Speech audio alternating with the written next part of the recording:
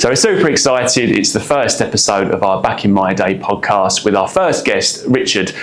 Richard has the most fascinating story to tell about his life and the obstacles that he's overcome. We really hope you enjoy it. Please do subscribe to our podcast so you can listen to future episodes as we release them. But yes, we really hope you enjoy listening to Richard. When I found out that I was twin, why did you give me away and not him? Oh, yeah, I mean, that's... Yeah, to never get that sort of understanding of why that happened must be The really only hard. I could assume I'm the ugly one. Yeah, you both look exactly the same. Well, it's right, it's identical. It's been confusing for me all my life. Thanks, Richard, for coming on our podcast and having a chat. Really appreciate it. So, like with everyone, we'd just like to start at the beginning, if that's okay, and just ask a bit about where you were born in the early years. Well, I was born in Chesterfield, in England, in 1953. Yeah. We don't tell anybody. And I was given away at birth. I didn't realise until many years later that I had a twin brother. Oh, wow. And I was born on the 2 minutes to midnight on the 31st of December, and my twin brother was born 3 minutes later, which means I'm a year older than he is, and yet we're twins. Yeah, wow. Oh, yeah, of course. Yeah. Yeah. Which has caused, with Centrelink, etc., has caused a few problems. Yeah, I can imagine. Over the years. Yeah, that was 1953. Yeah, and I was given away at birth. Yeah. David, that was my twin brother, he wasn't. Wow. And I ended up in an orphanage in Liverpool, in England. And from there, I spent 10 years. And as they did in those days in England, they deported me and about 100 other kids. I did not know that was a thing. I didn't know that kids There's did. been documentaries made about it. Yeah, I didn't know. I've been interviewed before. I was interviewed for that. Right. And wanted to know what happened to us, etc. Yeah. And I think there's 32 other kids. We were sent to Southampton in England, and then I was sent to Liverpool, and we put on a boat and sent to Australia. Can you remember all of that? Do you remember everything from that age?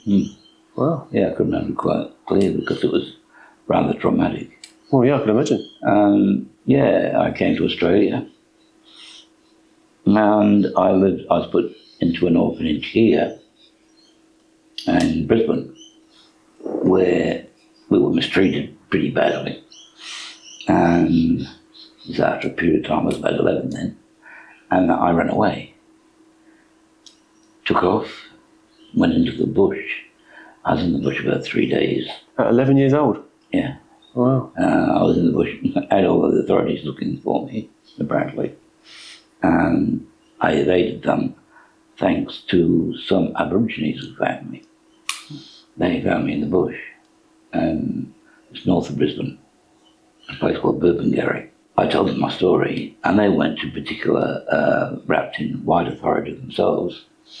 So they hid me on their mission, Wundarimba mission, and I stayed there until I was 17. So you were how old, sorry? I stayed there until I was 17. Wow. What a story. Basically hiding. I can speak Yurupul and Bunjalung, mainly because my lady, I call her my mother. So they effectively became your family, your mum and... Yeah, I'm others. Yeah, my mother, Auntie Rita, I call her. She was Bunjalung, so I learned her language because they spoke that in the house. And the father, Uncle Paul, he was Yurupul language. So I learned that too over the years. Wow.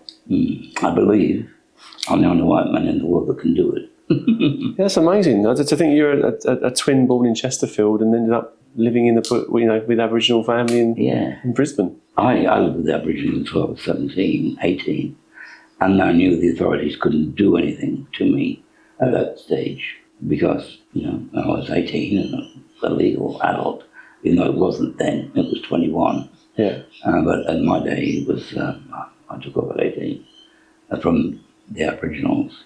I know at school, as most Aboriginals don't, on missions, and I was really just like an Aborigine. I can skin a kangaroo. Oh. You see, what should you grab? Anything like that, you know, I Yeah. sort of do it. I can survive in the bush. Was that a much happier time of your life after being in the orphanage? Yeah, it was. Oh, yeah. So you found happiness by being taken in by the family? Badly in the orphanage. That's why we ran away. Right. Yeah, I thought been with the Aborigines. I thought I'd decided to get myself an education. I was 18, 19 at that time. Yeah, so I packed basically 10 years of education, state school, high school. Yeah. Didn't learn about him in England. So when you were at the orphanage, was it sort of like schooling there? Was there education at the In Australia, sort of. Wasn't the best. Not Nothing. Queensland. Right. And in those days, on daylight saving time, as they said, Queensland was like 50 years and 1 hour behind. But yeah, you know, I became an architect. I'm an architect by profession. Even that, to have that life you'd led up to then, and then to put yourself in the education to become an architect. Yeah, I guess. I don't know. I was determined to get myself an education. And after I did, I found out I was pretty smart. Yeah, great. Yeah. And so I kept going. I worked, and then I didn't attain my architectural degree until about 10 years later. Right. And I worked. So worked as an architect, and then working with the government. So what kind of things were you working on? Boring things. Oh, right. Pavements, guttering, Right. underground sewerage systems, things like that. Yeah. But I was really a creative person, Yeah. such, and I left all that behind. Yeah. And I started to travel.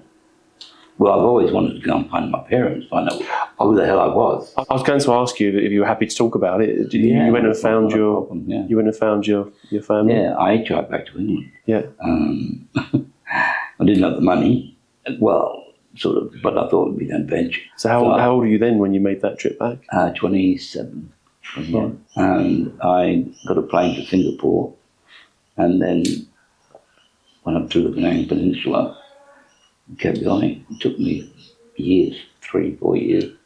Well, I was jailed in Israel. I saw this written down. I was looking forward to asking about that. Yeah. What happened there? I ended up there during one of their wars. I got robbed in Jordan. Yeah. And they took my ID. I had no ID. I was picked up by the Israeli police as I was going through Israel. But you had no identification. No ID, so they jailed me. Wow. There was, they put me in like the kibbutzi thing, they called it. What was that like? I wasn't allowed to leave. I was pretty good at running away from things, and I got out of there. Oh, you escaped? Yeah, I got out of there, just took off. I didn't know where I was going, ended up in the middle of the desert. So this is what you'd learned from your early days escaping from orphanages, and you used it later in I was life. pretty good at that. Yeah. Yeah, so I ended up back in England. I knew I was born in Chesterfield. So I thought, well, I'll go to Chesterfield. I was in London. Because I flew from Paris to London, the final stage.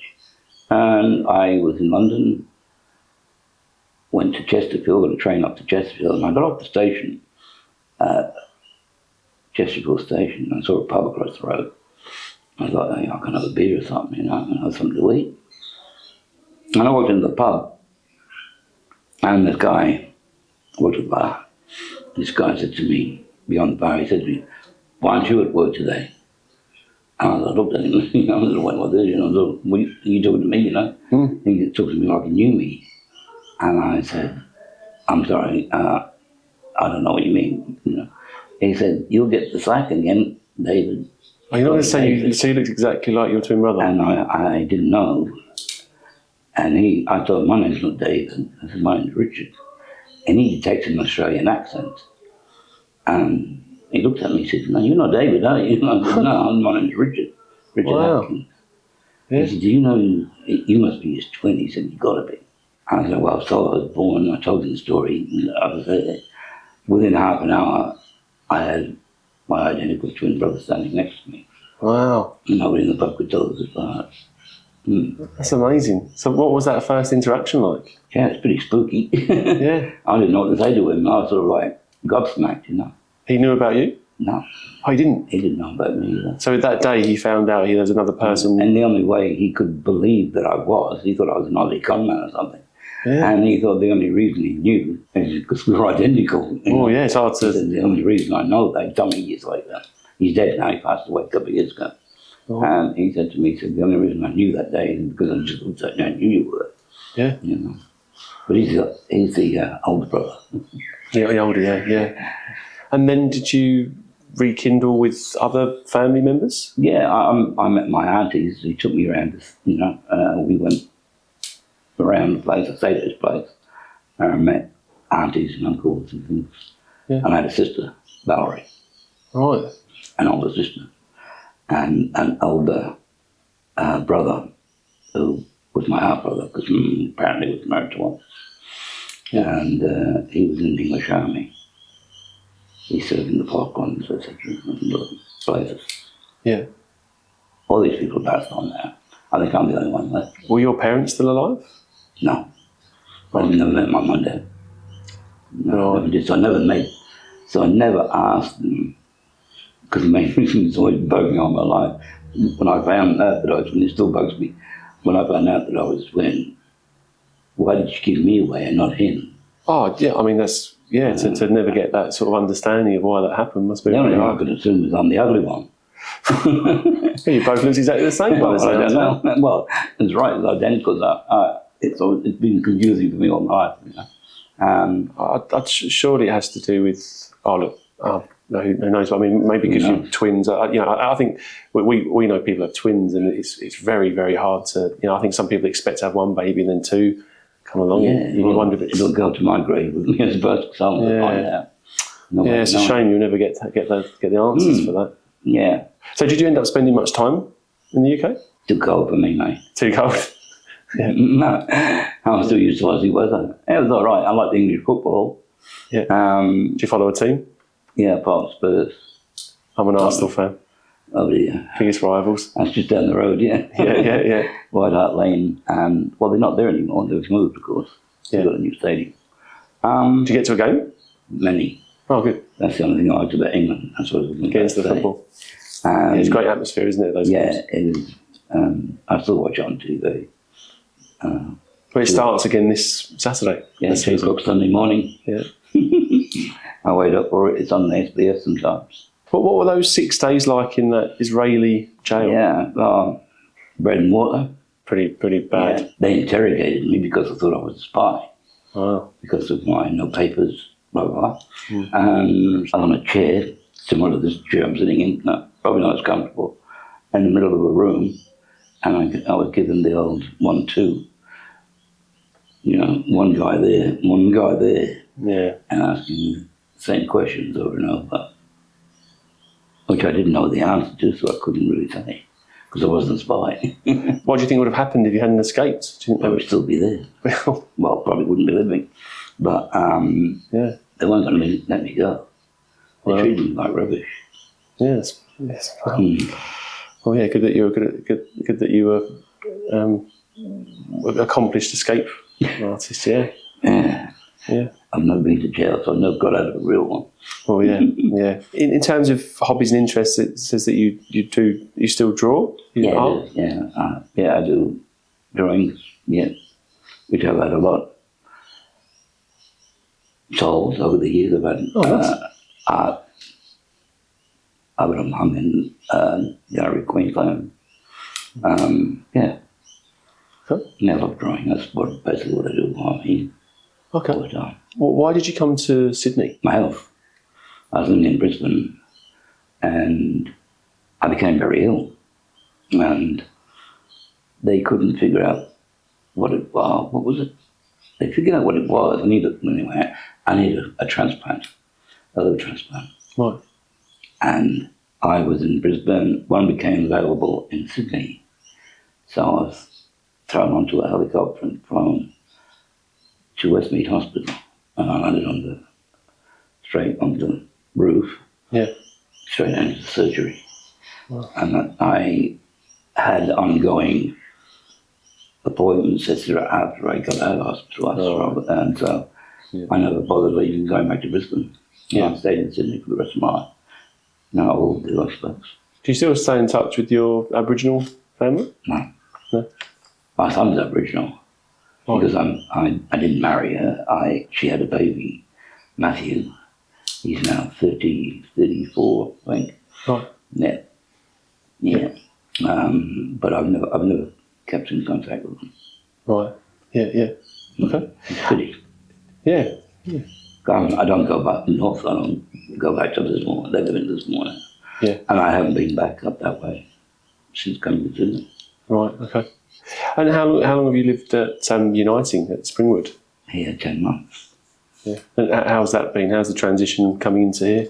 Yeah, well, I've lived alone. From the illnesses I had when I was in Westmead Hospital, Uniting, like a social worker, used to visit the wards. Right. And they got to know me because it was the same person that visited. And I was in there a long time. Got to know about my story, blah, blah, blah. And I know when it was time for me to be discharged, I think it was like 3 months. When it's time for me to be discharged, they helped me find a house, blah, blah, blah, Uniting did. And yeah, and they used to visit me at home twice a week. I got to know them really well. And it got to a stage where I couldn't live at home by myself anymore. Yeah. And they suggested this place. And I said, why not? Yeah, it's okay, me, 10 months ago. So how's it been? Slow. Excuse me. Slow? I'm the youngest one here. Right, okay. It can be a little bit. I feel like a square peg in a round hole. Right. Yeah, sometimes. Yeah. Because a lot of these people don't know what I'm talking about. Not about anything else, blah, blah, blah, but just general. A lot of them, can't converse, don't converse. Yeah. There's all this personality here. Do you still get out much? Do you go... I get out once a week when the bus takes me out. You got to go on the trips, yeah? Yeah, go shopping. Yeah. What day is the day? Thursday. I went yesterday. Right, okay. Yeah. That's when I buy whatever I want to buy. Yeah. Come on, but what takes 2 hours? I'd like to get a lot more, but because of no family, none of this, blah, blah, blah, no friends in Sydney, I don't get visits.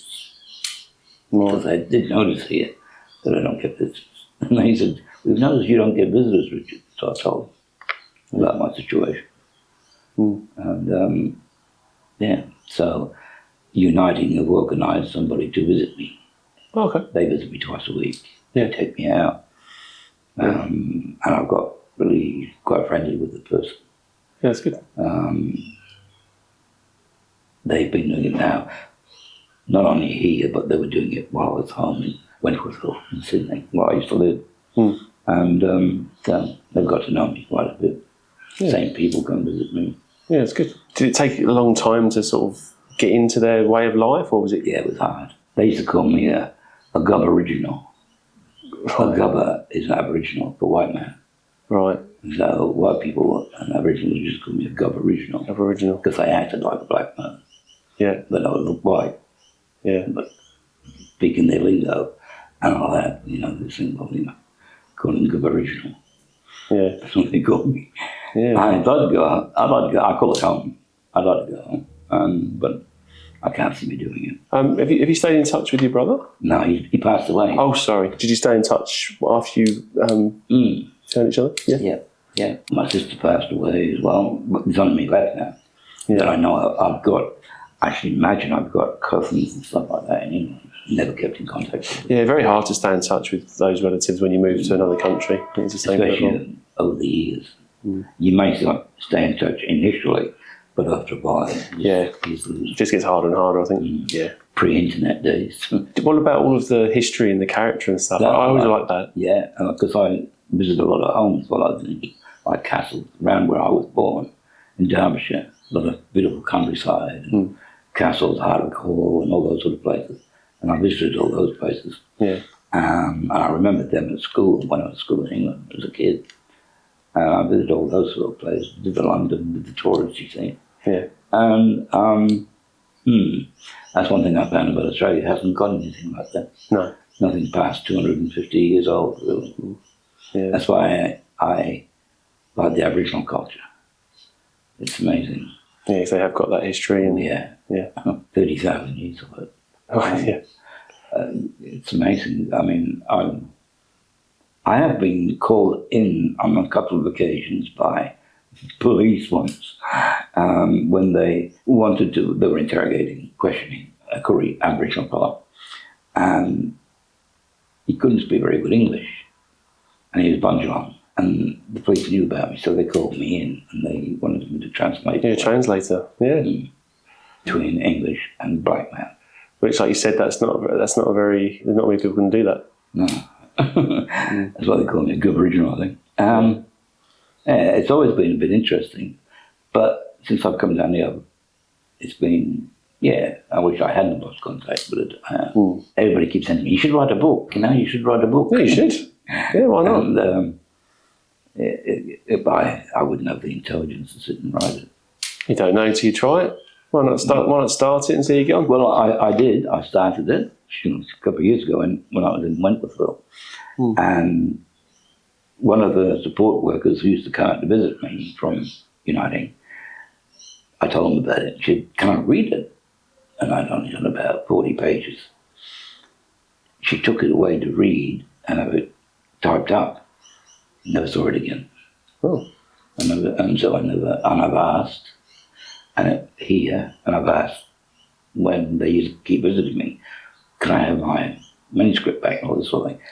And it never came back, unfortunately. And as far as everybody knows that it was put in the drawers in the pile, and it's never been seen again. That's frustrating. I didn't find it. And I never bothered doing it again. Well, I hope you pick it up again. I'll certainly buy the book if it gets to there. Yeah. What should I call it? Aboriginal. Yeah, Aboriginal. That's the one.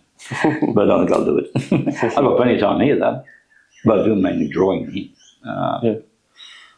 That's about it. Could write a book about this place. Well, there you go. Yeah. Thanks so much for coming on and having a chat. It's a great story. Can I ask you one more question that we ask everyone when they come on? If you could go back in time and speak to your young self, say 16, any advice that you would give yourself? Do the same thing. Do the same thing here, right? Yeah. Because a lot of the things I wasn't able to determine. I've had some bad things happen in my jail and all that sort of stuff, but in Israel, but I don't regret anything. I don't regret anything. Yeah. Overall, you enjoyed your life and you've done a lot. Yeah. I call this place the place that comes where people come to die. And they don't like me when I say that, but in fact, it really is. Yeah. And I'm here. Yeah, thanks very much. No, thanks so much for coming for a chat. It's been great to have you on. Yeah, thanks very much. Thank you.